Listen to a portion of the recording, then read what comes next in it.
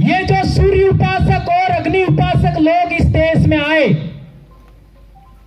और वो उस इलाके में बस गए, उसी समय ईरान के अंदर जैन अवस्था, तो वह है विचार। उस समय में 6ठी शताब्दी ईसा पूर्व जब हमारे देश में गौतम बुद्ध पैदा हुए थे, मगध साम्राज्य का विकास हो रहा था, उस समय में ईरान का जो राजा थे हखामनी वंश के, साइरस दारवयुस, जिसको दारा प्रथम भी कहते हैं, डेरियस भी कहते हैं, उसने हमारा आज का पाकिस्तान अफगानिस्तान का जो बेल्ट है, सिंधु घाटी सभ्यता का जो बेसिन था पंजाब तक का, वो इलाका जीता और जीतने के बाद वो अपना 20वां प्रांत बनाया। कौन सा प्रांत बनाया? 20वां, यानी 19 पहले थे, ये 20वां। ये मैं संभवतः ऐसा मानता हूं कि दक्षिण एशिया में बाहर से पहले आने वाले लोग वो थे, ऐसा मैं मानता हूं। अभी उसका रिसर्च आगे जारी है। कब आए? 6ठी शताब्दी ईसा पूर्व, अर्थात आज से 2600 साल पहले। तो वो जो लोग थे उनका धर्म क्या था? क्या था? ये जानने की समझने की जरूरत है। क्या धर्म था उनका? तो उस समय ईरान में कौन सा धर्म था? पारसी धर्म, पर्सियन, पारसी, फारसी, जोरास्ट्रियन भी कहते हैं। और उनकी महान विशेषता क्या थी? सूर्य उपासक थे, अग्नि उपासक थे। सूर्य उपासक, अग्नि उपासक। उससे पहले का इतिहास देखोगे, कोई सूर्यवंशी राजा नहीं मिलेगा, कोई चंद्रवंशी राजा नहीं मिलेगा, कोई अग्निवंशी राजा नहीं मिलेगा, क्योंकि वो कल्पना केंद्रित होता है, कल्पना आधारित होता है। ये जो सूर्य उपासक और अग्नि उपासक लोग इस देश में आए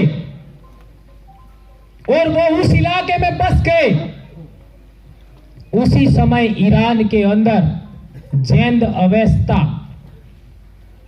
अवेस्ता जो धर्म ग्रंथ था वो उस जमाने में वहां लिखा गया, और भारत में जैन अवेस्ता के समांतर ही ऋग्वेद लिखा गया है। उन दोनों की भाषा सेम है, खास अंतर नहीं है। अब आपको बहुत सारी बात समझ में आ गई होगी कि इतिहास क्लियर क्यों नहीं होता है। इसलिए हमारे देश में जितने भी ऋषि मुनि हैं, इनका 4 पीढ़ी से ज्यादा नाम आगे नहीं मिलते। कितनी? 4 पीढ़ी। कोई भी ऋषि मुनि उठा लो, 4 पीढ़ी आगे नाम नहीं मिलेगा। अब क्यों नहीं मिलता है? और रिसर्च करिएगा, ये जो मैंने बोला उसी में। इसके बाद तो इन्हीं फारसी लोगों को, पारसी लोगों को, इन्हीं ईरानी लोगों को हराया सिकंदर ने। और सिकंदर कहां का था? यूनान का। तो यूनानी लोग भी भारत में आए, उनको कहते हैं इंडो ग्रीक, हिंदू यवन। उसके बाद में हमारे देश में शक लोग आते हैं, वो भी मध्य एशिया से आए। इसके बाद में हमारे देश में पहलव लोग आते हैं। ये पहलव लोग भी ईरान के थे, वो भी जोरास्ट्रियन धर्म को मानते थे, वो आए शक के बाद। इसके बाद में हमारे देश में कुषाण लोग आए। ये कुषाण लोग भी उसी सिस्टम को मानते थे। इसके बाद में हमारे देश में 5वीं शताब्दी में हूण लोग आते हैं, और अंत में आते मंगोल। मंगोल लोगों का पीछे नाम के आगे खान लगता है, तो कई लोग ऐसा कहते हैं खान का मतलब मुसलमान होगा। वो मुसलमान नहीं थे। उनका धर्म क्या था ये भी पता लगाओ मंगोलों का। और इसके बाद में हमारे देश में कौन आता है मंगोलों के बाद? तो आपको पता होगा मंगोलों से भी पहले आ जाते हैं आपका अरब लोग। ये अरब लोग थे, वो पहले मुसलमान थे भारत में आने वाले।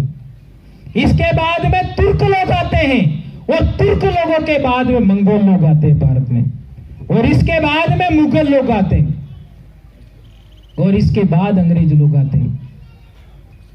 तो अंग्रेज अकेले वापस चले गए, दूसरे तो यहीं बैठे हुए हैं। अब सवाल यह पैदा होता है कि भारत इतने लोग आए तो वो कहां गए? वो ही समझने की जरूरत है। आपकी समस्याओं का समाधान करना है तो ये इतिहास आपको जानना होगा, और ये कोई माई का लाल आपको बताने वाला नहीं। क्यों बताने वाला नहीं है? आपके जो नेता हैं वो फेसबुक पर पोस्ट करते हैं, व्हाट्सएप पोस्ट करते हैं, ट्विटर पर पोस्ट करते हैं, क्या वो अपनी मर्जी से लिखते हैं? मर्जी से लिखते हैं? न तो मर्जी से लिख सकते हैं, ना मर्जी से बोल सकते हैं। वो तो ऊपर से आता है, वो कॉपी पेस्ट करते हैं।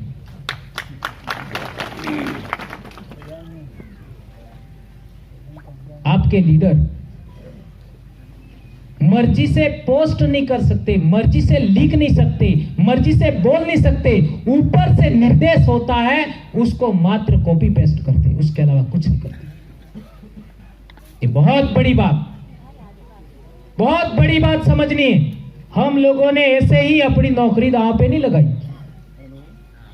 ऐसे ही नहीं लगाई। हम लोगों ने अपनी जान जोखिम में ऐसे ही नहीं डाली।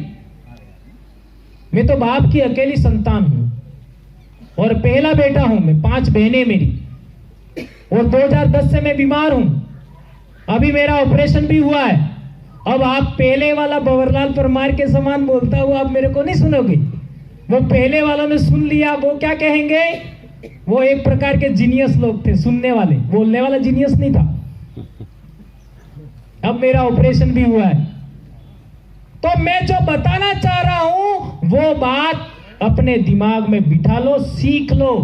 कोई माई का लाल ये रिसर्च भी करने वाला नहीं है भविष्य में, ये हमको पता है। इसलिए हम लोग अंतिम क्या कह सके, ये पीढ़ी भी अंतिम है आदिवासियों के लिए काम करने वाले। उससे आगे तो आज के आदिवासी तो क्या कर रहे हैं आप देख रहे हो। आज बच्चा पढ़ने के लिए तैयार नहीं हो स्कूल में, ये भी कई सारे स्कूलों में हो रहा है।